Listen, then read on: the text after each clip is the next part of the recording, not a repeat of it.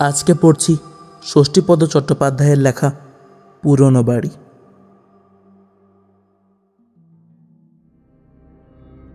এও কিন্তু সত্যি ঘটনা, আমার জ্যাঠামণির মুখ থেকে শুনেছিলাম। তিনি ঠিক যেভাবে গল্পটা আমাকে বলেছিলেন আমিও সেইভাবেই তোমাদের বলছি। আজ থেকে প্রায় 50 বছর আগেকার কথা। তখন আমার বয়স 20 কি 22। সবে একটা ভারী অসুখ থেকে উঠেছি। ডাক্তার বললেন চেঞ্জে যেতে। একে অসুখে ভুগে অনেক টাকা খরচ হয়ে গেছে, তার উপর শরীর সারানোর জন্য বাইরেও যেতে হবে। তাই অনেক ভেবে চিনতে কাছে পিঠে দেওঘরেই যাওয়া ঠিক করলাম।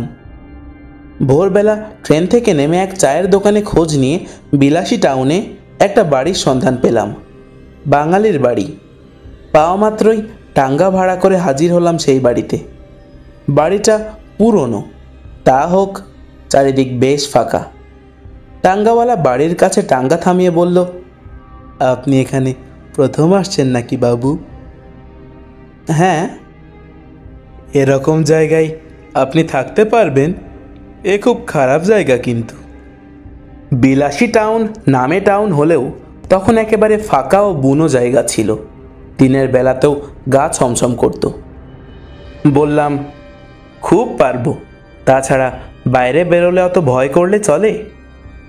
টাঙ্গাওয়ালা বলল, আমার সন্ধানে একটা ভালো ঘর ছিল একেবারে মন্দিরের পাশে, যাবেন বাবু সেখানে? আমি মালপত্র নামাতে নামাতে বললাম, না থাক, এখানটা বেশ নির্জন, আমার পক্ষে এই জায়গায় ভালো। এই বলে টাঙ্গাওয়ালাকে বিদায় দিলাম।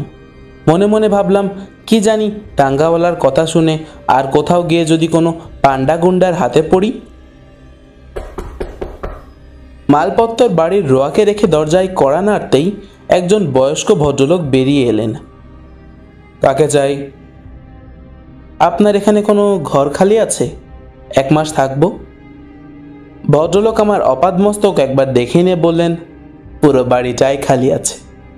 আমিও পড়ে থাকি, আপনি নিচে থাকবেন। 1 মাসের জন্য কিন্তু 10 টাকা ভাড়া দিতে হবে। পারবেন তো? আমি কোনো কথা না বলে 10টা টাকায় বের করে দিলাম। বাড়িটা ছোট, নিচে 2টি ঘর, রান্নাঘর, ওপরে একটি ঘর, ছাদ ও বারান্দা। বাড়ির বাইরে পাতকো, পায়খানা, চারিদিকে গাছপালা, বন, মাঝে মধ্যে 2-1টা ঘর বাড়ি, দূরে পাহাড়ের রেখা। যাই হোক, ভদ্রলোক টাকা 10টি অগ্রিম নিয়ে ঘর পরিষ্কার করে একটি ক্যাম্প খাট পেতে দিয়ে গেলেন। আমি তাতেই বিছানা পেতে ফেললাম। তারপর ঘরে তালা দিয়ে দোকান বাজার করে আনলাম। সঙ্গে স্টোভ ছিল। রান্না করে খেয়ে দিয়ে দুপুরটা ঘুমিয়ে কাটালাম। বিকেলে মন্দির ঘুরে কিছুটা ভালো ঘি, প্যাড়া ও চমচম কিনে ঘরে ফিরে এলাম। তখন সন্ধে হয়ে গেছে, কার্তিকের শেষ। অল্প অল্প শীতও পড়ছে তখন।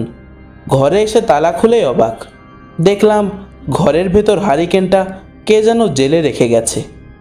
এ রেখে দড়ি বেঁধে তাতেই আমার জামা কাপড় সব সাজিয়ে গুছিয়ে রেখেছে। আমি তো ভেবেই পেলাম না এরকমটা কি করে হলো, কেননা চাবি রইল আমার কাছে, অথচ ঘরের কাজ করলো কে? বাড়ির মালিকের নাম গজেন বাবু। আমি তাকে ডাকলাম। 2-3 বার ডেকেও যখন কোনো সাড়া পেলাম না, তখন টর্চ জেলে ওপরে উঠেই দেখি ঘরে তালা দিয়ে একজন মধ্যবয়সী মহিলা নেমে আসছেন। আমি তাকে জিজ্ঞেস করলাম, গজেনবাবু আছেন? মহিলা আমার দিকে একবার তাকিয়ে দেখে কিছু না বলেই নেমে গেলেন। মনে মনে খুব রাগ হলো আমার। আচ্ছা অভদ্র তো। মেজাজটা খিচড়ে গেল। কেননা এ ঘরে যখন আর কোনো দরজা নেই, তখন নিশ্চয়ই ডুপ্লিকেট চাবি ব্যবহার করা হয়েছে।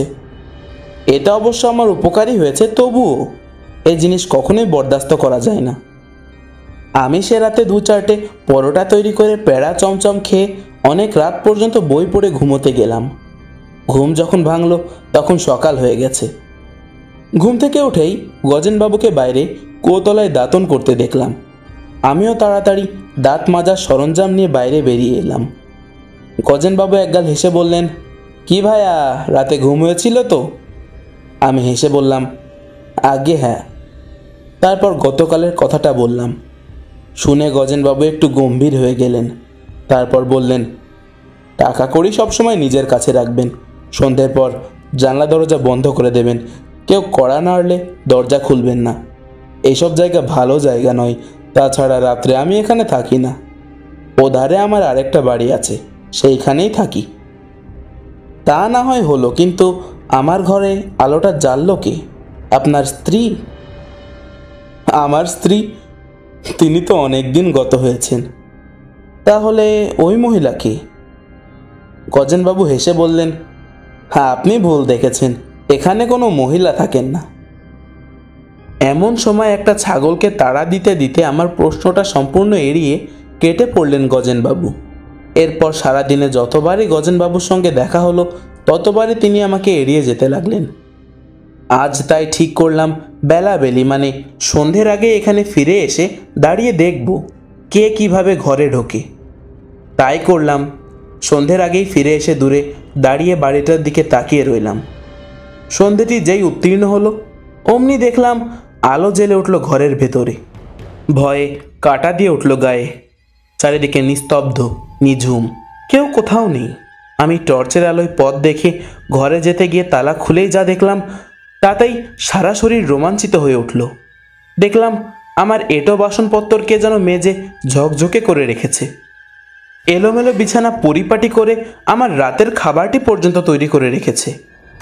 বুকের রক্ত হিম হয়ে গেল। এ কোথায় এসে উঠেছি আমি? কাউকে যে ডাকবো ভয়ে গলা দিয়ে স্বর বেরোচ্ছে না। গজেনবাবু সন্ধ্যের পরে থাকেন না এখানে। কেন যে থাকেন না তাই এবার বুঝতে পারলাম। শুধু বুঝতে পারলাম না ওই মহিলাটিকে। তবে কি? হতাশভাবে ধপ করে বসে পড়লাম বিছানায়। ঘড়ির দিকে তাকিয়ে দেখলাম সবে 6:30। চারিদিকে ঘন অন্ধকারে ঢাকা।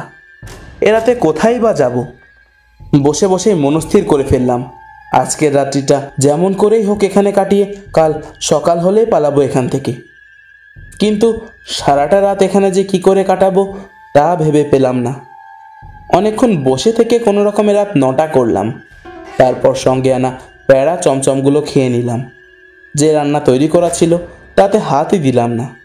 এবার জল খেতে হবে, কিন্তু কলসি গড়াতে গিয়েই অবাক। এ কি, জল কই? বাইরে যাওয়ার আগে জলপূর্ণ কলসি যে আমি নিজে হাতে বসিয়ে রেখে গিয়েছিলাম।